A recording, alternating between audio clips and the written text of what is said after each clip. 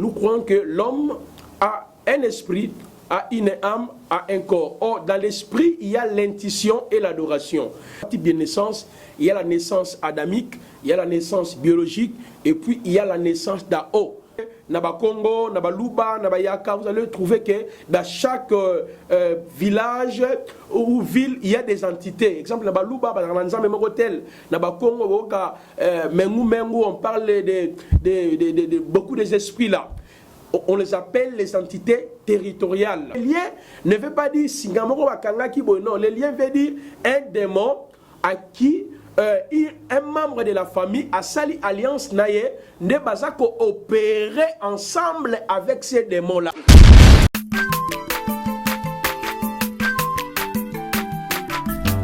Azamwana motote o akosangai abongwa ni pete bo awangana Nzambe ya le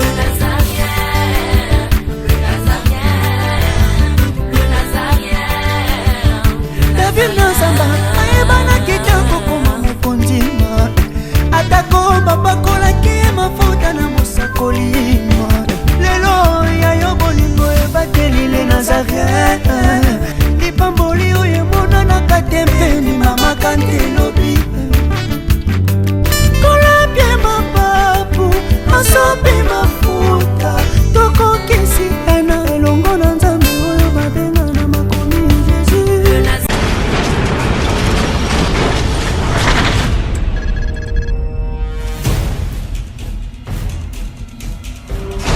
Bonjour bien-aimés dans le Seigneur, que le Tout-Puissant de Jacob vous bénisse. Nous voici encore une fois pour vous proposer un nouveau programme. Et donc chaque dimanche, sur le Nazaréen, vous suivrez le moindre de tous, l'évangéliste Roger Bach. En accord avec 2 Timothée chapitre 4, verset 1 à 2, je paraphrase. Je t'en conjure devant les hommes et devant Jésus-Christ qui doit juger les vivants et les morts. Et au nom de son avènement et de son royaume, prêche la parole. Nous vous apporterons, bien-aimés dans le Seigneur, le message qui est basé sur Jésus-Christ de Nazareth. Afin que soit accomplie la parole qui dit, montrez-nous seulement l'agneau, cela nous suffira. Et donc chaque dimanche, sur le Nazaréen, vous suivrez le moindre de tous, l'évangéliste Roger Bach. La prédication, afin que le peuple comprenne la profondeur, la hauteur, la largeur et la surface même de la profondeur de l'infinie grandeur de Dieu qui a été révélée dans notre Seigneur Jésus-Christ. Et donc, bien aimés dans le Seigneur, transportez le message et annoncez-le à tout le monde. Et donc, chaque dimanche, sur le Nazaréen, vous suivrez le moindre de tous, l'évangéliste Roger Bach. À vous tous qui nous suivez sur YouTube, que Dieu vous bénisse. On se retrouve le dimanche, chaque matin, avec une prédication de Jésus-Christ, afin d'éclaircir les Écritures, d'ouvrir les yeux des enfants de Dieu et de permettre à ce que le peuple sorte de ténèbres pour aller vers l'admirable lumière de l'Éternel et recevoir ainsi au travers de cette prédication l'héritage avec tous les sanctifiés. Que Dieu vous bénisse. Shalom peuple de Dieu, Nzambe apambola bino, ezangai humble serviteur, Nzambe atindi katinaba nae l'apôtre Amashia Kayoka. De partout au Bozali, bino bato bolandaka biso na www.nazareentv.com. Nzambe apambola bino. Et le retentolo banabino maté anabiso auto bandoté la bino chaque dimanche pour nabino ba posa na bandaku na ebike osa malamu mingi to bando partager lilo banzambe pe to banda pe ko bonde la pona bino parce que to zala besoin nzambe a se manifester na via bana nzambe nyonso. C'est pourquoi nzambe a pambola bino na nyonso oyekoleka. Ciao, nzamba pambola.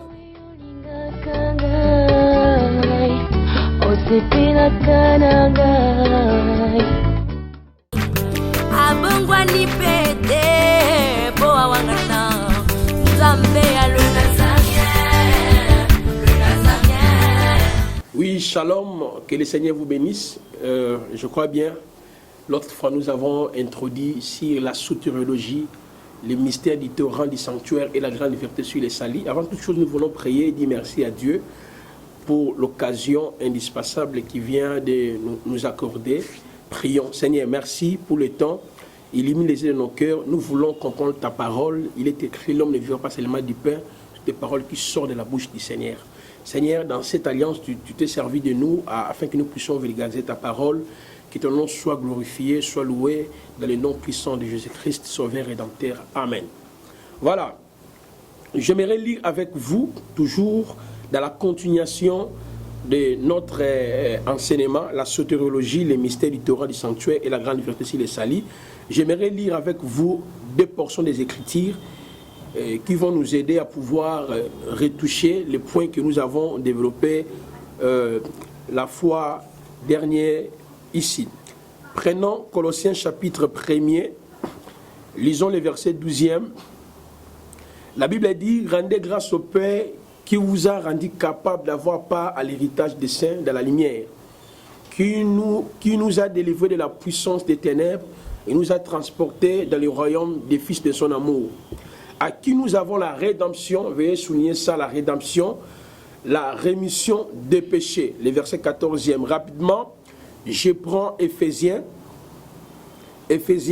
chapitre 1, nous lirons le verset 3 et nous continuons. Béni soit Dieu le Père de notre Seigneur Jésus-Christ, qui nous a bénis de toutes sortes de bénédictions spirituelles dans les lieux célestes en Christ. En lui nous avons élu avant la fondation du monde pour que nous soyons saints irrépréhensibles devant lui, nous ayant prédestinés dans son amour à être ses enfants d'adoption par Christ selon les bons plaisirs de sa volonté, à louange de la gloire de sa grâce qui nous a accordé en son bien-aimé. Le verset 7e, en lui nous avons la rédemption par son sang, la rémission des péchés selon la richesse de sa grâce. Le verset 8 pour terminer, que Dieu a répandu abondamment sur nous par toute espèce de sagesse et de l'intelligence. Alors l'autre fois je vous ai dit, les salis c'est l'objet central de la Bible. Et nous avons démontré que les salis qui nous est donné par Christ est venu du ciel. J'avais dit le mot sali, en hébreu c'est Yesha, en grec c'est soteria, qui veut dire la délivrance, la protection, la guérison. Et nous avons démontré également que on ne peut pas parler de la sotériologie sans l'homme et la rédemption, parce que la sotériologie touche la rédemption de ce que le Seigneur a voulu accomplir ou de ce que Dieu a accompli pour le salut éternel de l'homme pécheresse, vu que le péché régnait, contrôlait l'humanité entière. Alors, au jour d'aujourd'hui, nous voulons maintenant expliquer l'homme d'abord, qui est l'objet central du salut. Parce que j'avais démontré, selon la Bible, il y a trois types de naissances. Il y a la naissance adamique, il y a la naissance biologique, et puis il y a la naissance d'en haut. Nous avons démontré, selon Ézéchiel chapitre 47, le salut est venu du ciel comme le torrent du sanctuaire qui quittait le sanctuaire en venant vers le monde pour sauver l'homme qui était tombé dans les péchés. Alors, parlons de l'homme. Selon Dieu, quand l'homme a péché, c'est par là que l'homme est entré dans l'esclavagisme. Alors, en ce qui concerne le salut que le Seigneur a accompli, la rédemption que Christ a accomplie, c'est la rédemption de l'esprit. C'est l'esprit qui est régénéré, c'est l'esprit qui est sauvé. C'est alors, théologiquement, il y a trois courants au sujet de l'homme, au sujet du salut, lorsque on parle de l'homme. Le premier courant, c'est le courant dichotome ou dichotomie. C'est le courant qui croit que l'homme a deux parties. L'homme a seulement l'âme ou le corps ou l'âme.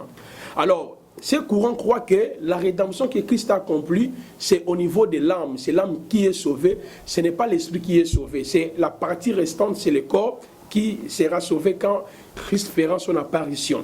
Là, nous sommes dans l'anthropologie de l'homme. Nous sommes en train d'étudier l'homme parce qu'on ne peut pas parler du salut sans toutefois écarter l'homme, parce que l'homme qui est à la base, l'homme pécheresse, l'homme qui avait la nature plutôt pécheresse du premier homme Adam. Alors, le deuxième courant, c'est le courant trichotomique.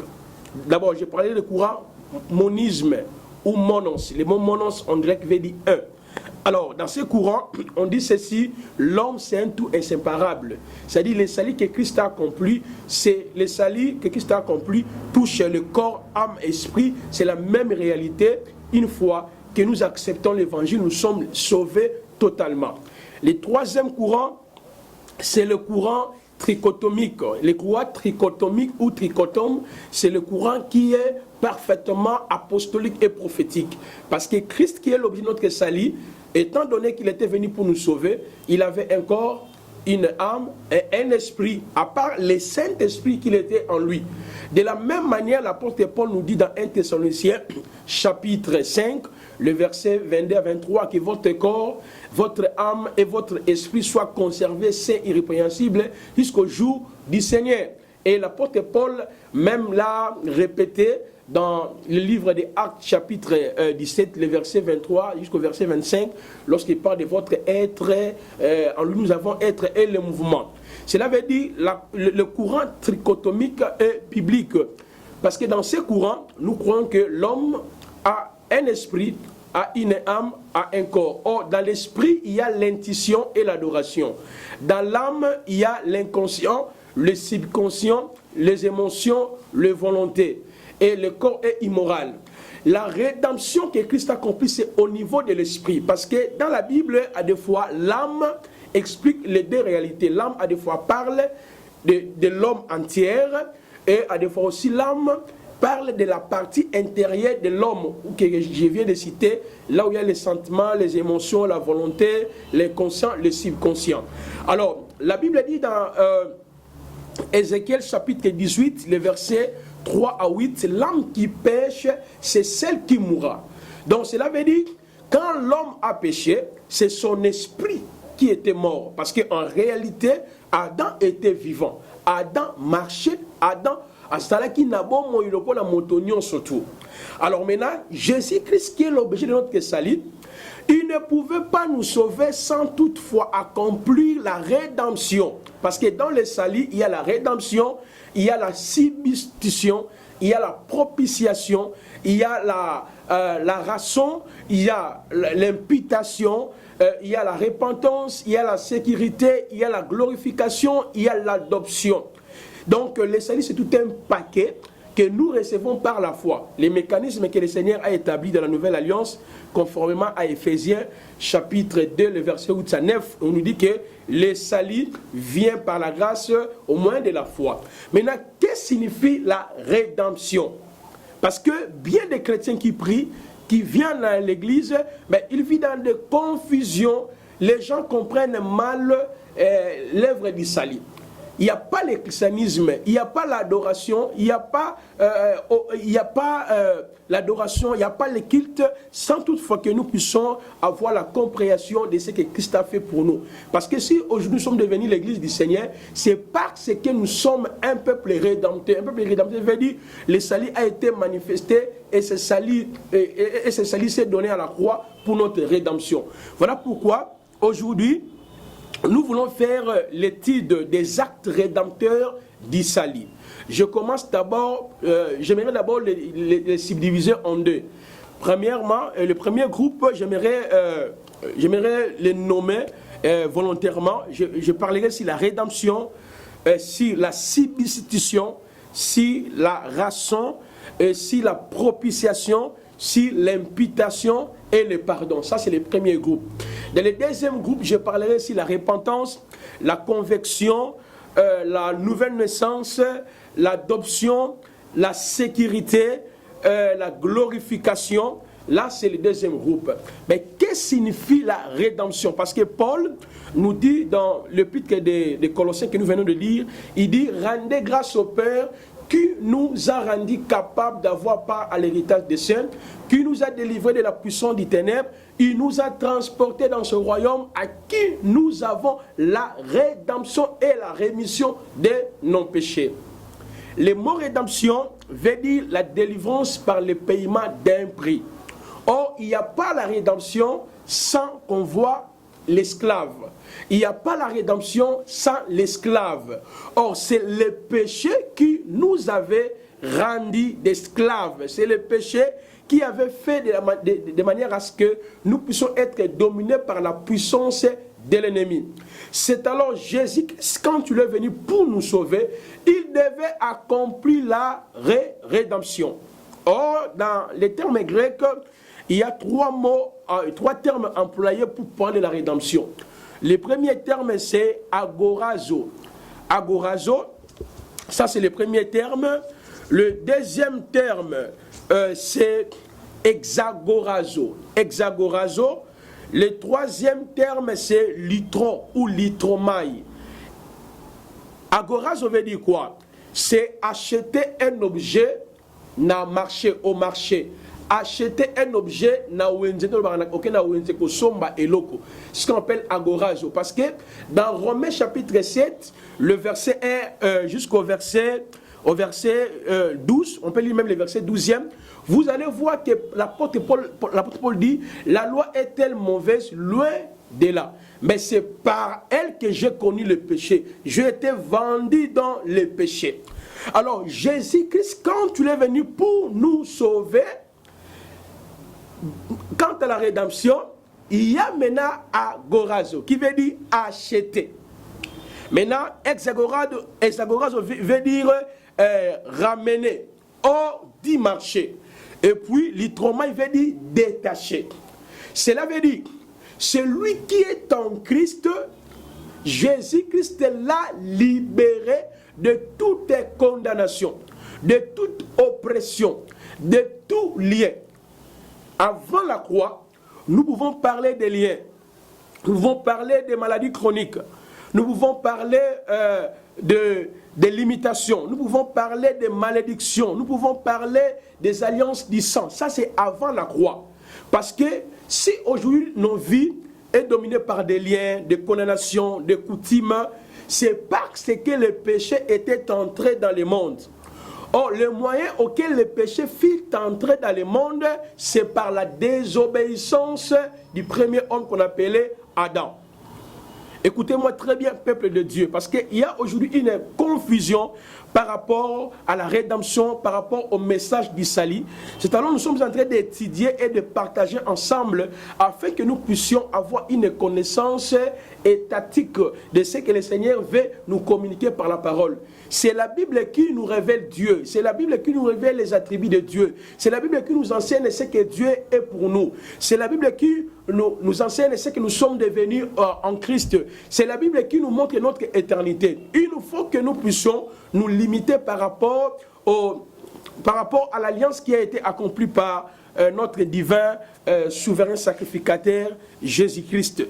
Cela veut dire, avant la croix, nous pouvons parler des liens, des condamnations, des dominations, des maladies, des limitations, comme je viens de le dire. Pourquoi?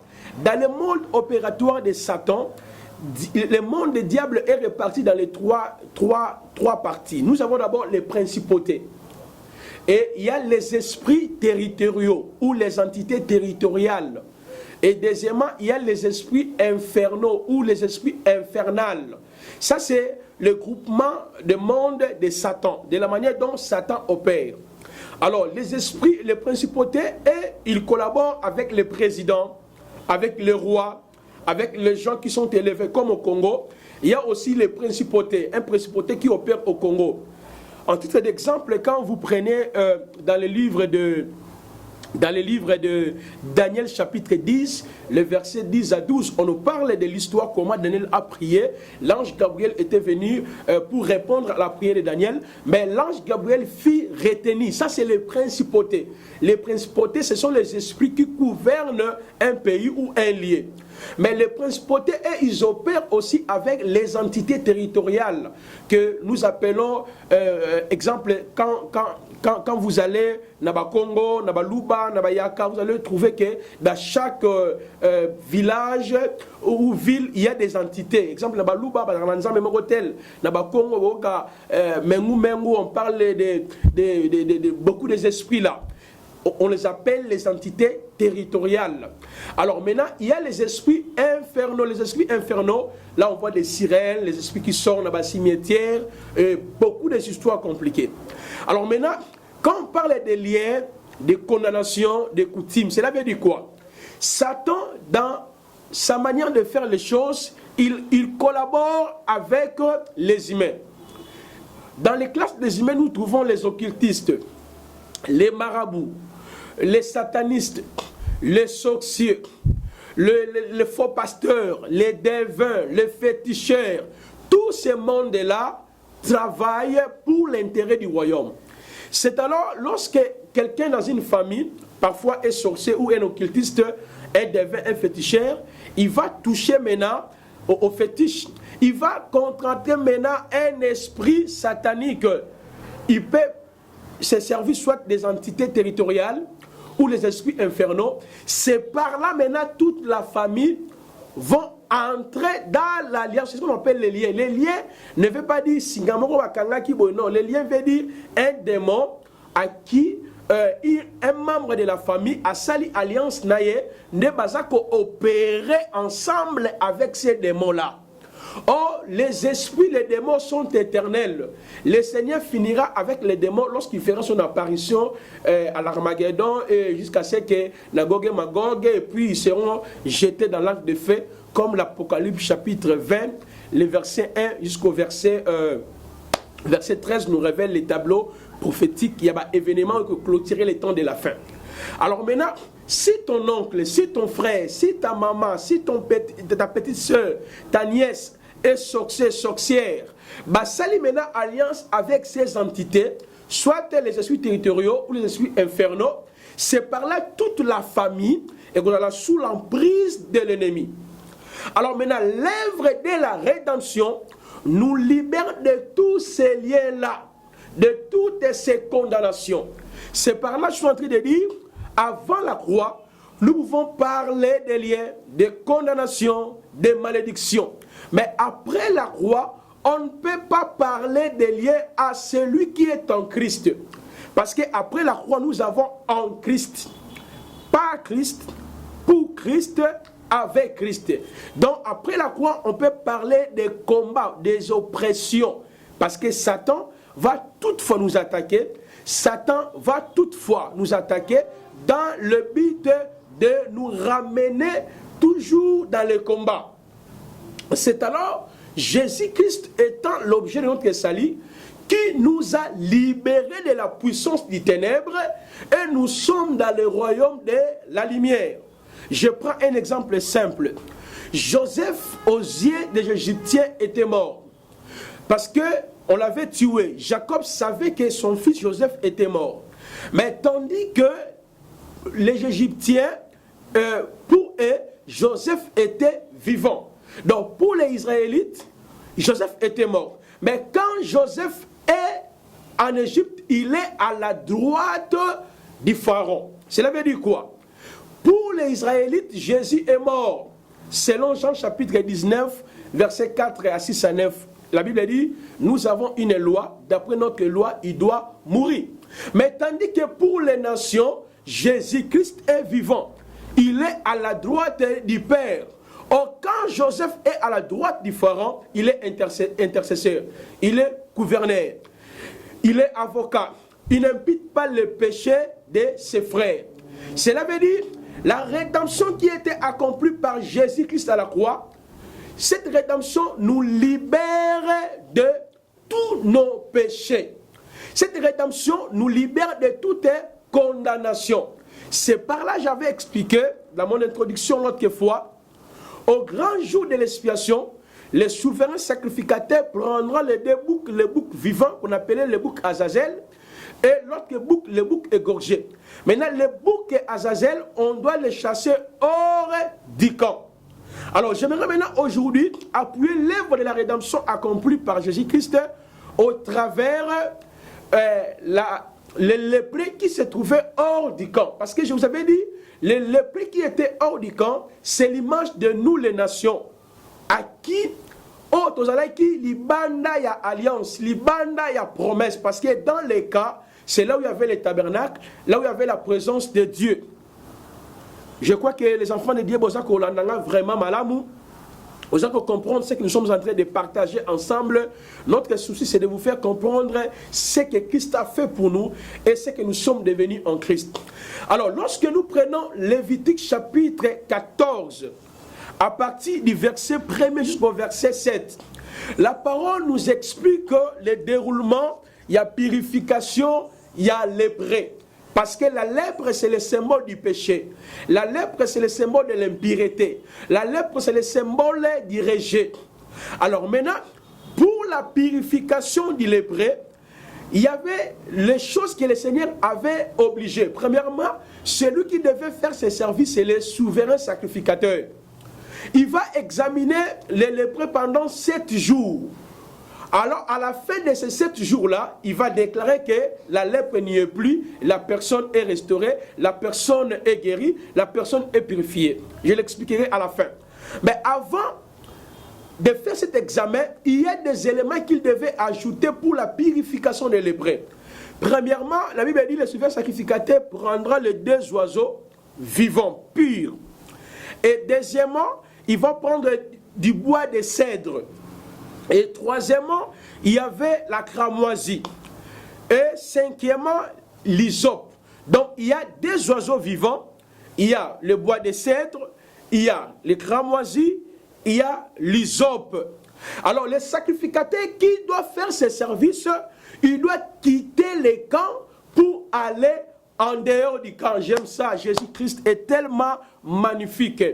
Qui est ce souverain sacrificateur qui devait quitter les camps pour aller hors du camp pour la purification du lépreux? Ce n'est que la personne de notre Seigneur Jésus-Christ. Or, les camps représentent la présence de Dieu, représentent le ciel, représentent l'éternité. Jésus a quitté l'éternité, il est venu hors du camp. C'est-à-dire, il est venu vers nous. Dans le péché, dans les liens, dans les coutumes, dans les condamnations pour nous purifier. Mais il ne peut pas nous purifier sans ces éléments que je viens de citer ici. Les 2 oiseaux vivants purs. Or, quand nous entrons dans Genèse chapitre 1, le verset 20, la Bible nous parle des oiseaux. Or, Dieu a créé les oiseaux pour voler sur la terre et vers l'étendue du ciel. Maintenant, dans la purification des lépreux, on prendra les premiers oiseaux, on va les tuer. On prendra le sang de cet oiseau. Et le deuxième oiseau restera vivant. On doit relâcher à la purification totale du lépreux. Cela explique que Christ, étant le véritable oiseau zélé, il est venu sur le monde, sur la terre, pour nous purifier, nous les lépreux. Il devait donner son sang à la croix pour nous, il devait donner son sang plutôt à la croix pour nous. La Bible dit, il a donné son sang pour nous libérer. Il a donné son sang pour nous purifier. Or, dans la Bible parle du sang de l'agneau, en même temps le sang de Dieu. Dans la Bible, il y a au moins 9 raisons sur le sang de Jésus-Christ que j'aimerais énumérer rapidement parce que nous sommes déjà presque à la fin de notre enseignement. La Bible parle du sang dans Hébreux chapitre 9, le verset 22. La Bible dit, nous avons le pardon par le sang. C'est-à-dire, c'est l'image des oiseaux qu'on devait égorger pour la purification du lépreux. Donc, au travers le sang de Jésus, nous avons le pardon. J'aimerais dire à quelqu'un, même si tu as avorté 1000 fois, même tu as fait plusieurs avortements en Jésus, il y a le pardon. Parce qu'au travers le sang de Jésus, nous avons le pardon.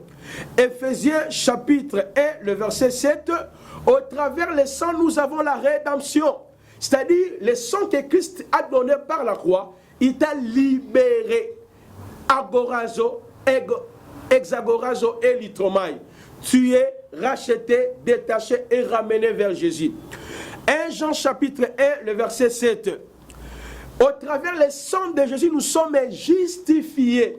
Veut dire, il n'y a aucune condamnation. Parce que la justification, c'est la conséquence directe du pardon. Comme le pardon enlève le péché, Dieu nous justifie. Cela veut dire, en nous, il n'y a plus le péché. Nous sommes saints et irrépréhensibles devant Dieu. Colossiens chapitre 1, verset 19 à 20.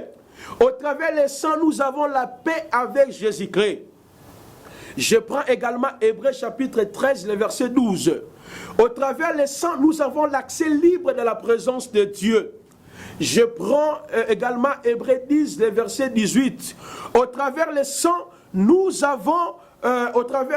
Hébreux chapitre 13, le verset 12, au travers le sang, nous sommes sanctifiés, nous sommes purifiés. Mais tandis que dans Hébreux 10, le verset 18 à 22, au travers le sang, nous avons l'accès libre de la présence de Dieu.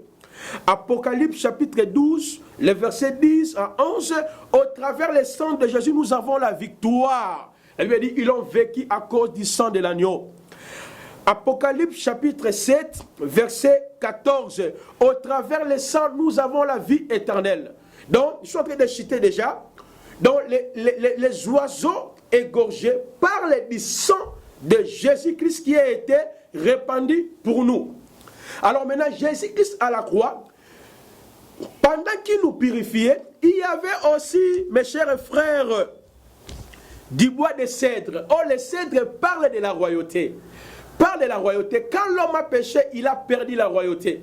C'est à la croix que Christ nous a restitué notre royauté perdue en Adam. Pour comprendre ça, il faut aller dans le livre de 2 Rois chapitre 6, le verset 1 jusqu'au verset 6e. On nous parle des fils des prophètes qui devaient quitter les lieux pour aller à un autre lieu. Ils avaient le fer, mais le fer était tombé dans l'eau. Et quand le fer était tombé dans l'eau, les fils des prophètes criant au prophète Élisée, Mosakoli, libene oyo ba défi ça qui biso yango. Ah, par là nous comprenons le pouvoir que Adam exerçait dans les jardins d'Éden, dominer, cultiver, assaisir, c'est Dieu qui lui avait donné ça. Mais lorsque Adam s'est déplacé du lieu où Dieu lui avait placé, c'est par là il avait perdu le fer. Le fer, c'est le symbole de l'autorité, du pouvoir, de la royauté, comme Apocalypse chapitre 2, 7 nous dit. Mais il fallait que les bois soient coupés et jetés dans l'eau afin que l'autorité soit restituée en nous, les fils des prophètes. C'est à la croix de Golgotha que Christ nous a restitué l'autorité. Nous sommes appelés à dominer, nous sommes appelés à régner. C'est ça les cèdres. Alors, il y avait également, il me reste 2 éléments pour terminer. Il y avait également l'hysope. L'hysope parle de la purification. Et il y avait également la cramoisie qui parle de la rédemption. Cela veut dire, celui qui est en Christ, Dieu l'a sauvé. Tu es libéré de toute condamnation. Dieu t'a libéré de toute oppression satanique.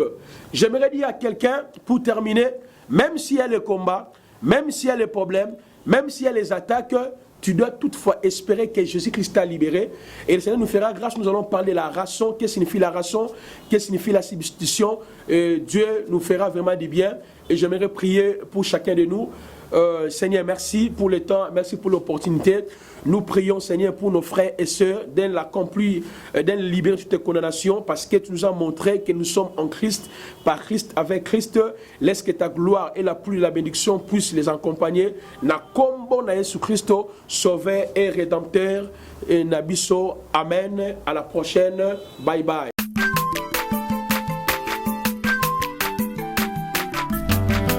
Mwana moto te po akosangai abongwani pete po awangata Nzambe alona